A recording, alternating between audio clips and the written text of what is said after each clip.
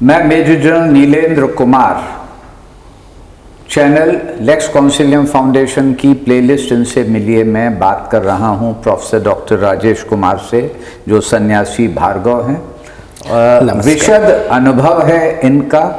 इन्होंने प्रशिक्षण लिया, अध्ययन किया योग का और उसके साथ साथ मनोविज्ञान का। मुंगेर स्कूल ऑफ योगा में विश्वास रखते हैं, वहाँ के अनुयायी हैं और देश और विदेश में इनके स्टूडेंट्स हैं, इनके शिष्य हैं। यूरोप और अफ्रीका विशेष रूप से वहाँ आपका नियमित रूप से जाना होता है।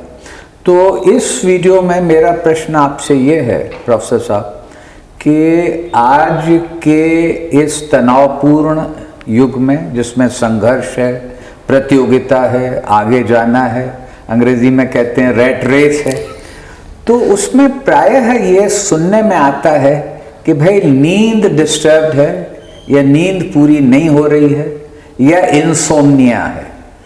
तो इस संबंध में आपके क्या सुझाव हैं, क्या विचार हैं? देखिए, सबसे पहले लाइफ स्टाइल को मैनेज कीजिए, रात को जल्दी सोने का अभ्यास कीजिए और सोने के पहले कुछ मंत्रों का भी आप जप कर सकते हैं। ओम मंत्र का भी जप कर सकते हैं और त्राटक का अभ्यास कर सकते हैं। सो त्राटक के अभ्यास के लिए आप अपने कैंडल लाइट से 1 एल्बो की डिस्टेंस को बनाए रखिए जी। और इसके बाद पूरा फोकस करके कैंडल जलती हुई मोमबत्ती की लौ को देखना है।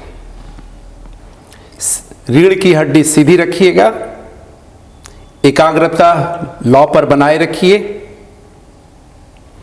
आंखों के पलक को झपकाना नहीं है।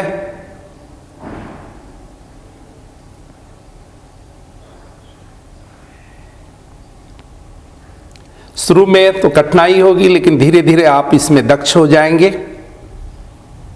और फिर धीरे से आंखों को बंद कर लीजिए। जब आप अपने आंखों को बंद करेंगे तो आपके मानस पटल में भ्रूमध्य में जलती हुई ज्योति की आकृति दिखाई देगी। उस आकृति पर अपने ध्यान को केंद्रित करना है और यही समय है आप अपने पिट्यूटरी ग्लैंड्स को एक्टिवेट करते हैं और नींद के लिए जो रिस्पॉन्सिबल हार्मोन है मेलाटोनिन, यह नींद के अलावा इम्यून सिस्टम को भी स्ट्रांग करता है। इसका स्राव होता है।